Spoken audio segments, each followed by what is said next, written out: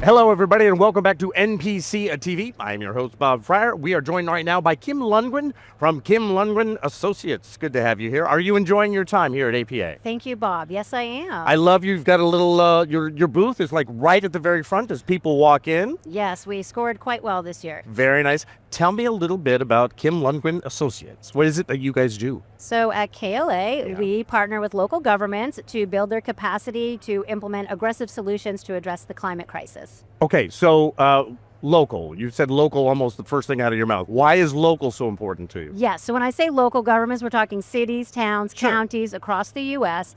Climate change might be a global challenge, but all of the impacts, think fires, floods, extreme heat, all the impacts are felt locally and they have to be addressed locally. And the good news is all of the solutions we have can be implemented locally. There is that saying, right? Think globally, act locally, right? Exactly. That's probably where you got that. Who's really knocking it out of the park? What local entity, government, county, whatever you want to call it, who's really doing a great job? So listen, I've been doing this work for over 25 years. There's a lot of local governments that have been doing this work just as long.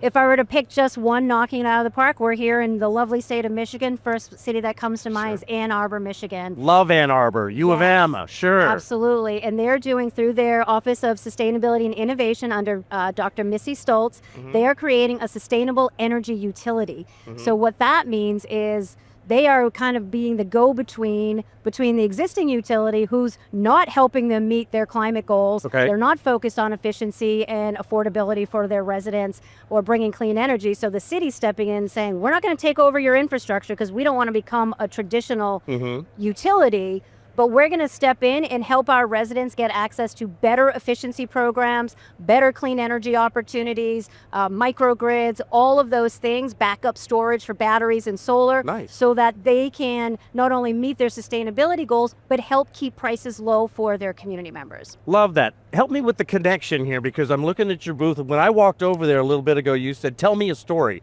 And that's the first thing I read is be a storyteller. What is the connection between local and climate and telling a story? Great question. Okay. And we have gotten that a lot this week for sure. So when you're doing climate action planning work in particular, but it applies to other planning projects, we are going out, we're not just trying to get the community to come to a meeting and learn about something. We actually need them to take action. You see, the majority of greenhouse gas emissions come from the community. So when a local government is looking at their profile, they do a greenhouse gas emissions inventory, they'll see that their municipal operations are typically 1 to 3% of emissions. And while they have direct control over that and it's easier to attack that area, it's not really moving the needle to reduce their emissions enough because it's such a small percentage.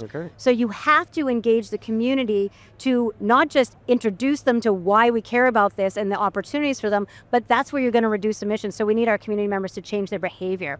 And so that's the case with a lot of planning processes where we don't get the right people or all the people we want to the table. It's kind of the same 20 people that come to everything we do.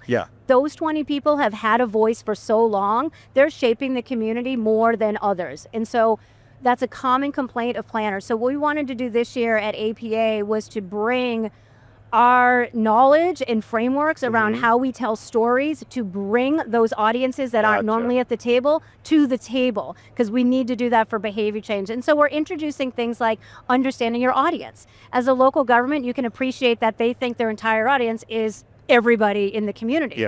But, you know, a lot of planners don't take marketing in school. We take other courses and Marketing 101. If you're trying to engage everyone, you're reaching nobody, right? I love it. So the communication is really key of understanding who is your audience. So what we talk about at our presentation and at our booth, help them identify, pick one primary audience for this particular plan or initiative. Once you've done that, then we need to think about what is a problem of theirs that your plan or initiative will solve. Because people don't care about your plan. They care about the problems that they have to deal with on a regular basis. And when you start thinking differently and having your communication come from that aspect of, I have a solution to a problem you have and that you know you have, now you are piquing people's interest. Now you're going to grab their attention. But then the other key to that is once you got their attention and you had a good message, you can't then ask them like, so now that we've got you, how'd you like to come to a all-day visioning session in July on a Saturday. Right. Right? No. Nobody wants to do that, planners. Please don't ever ask that.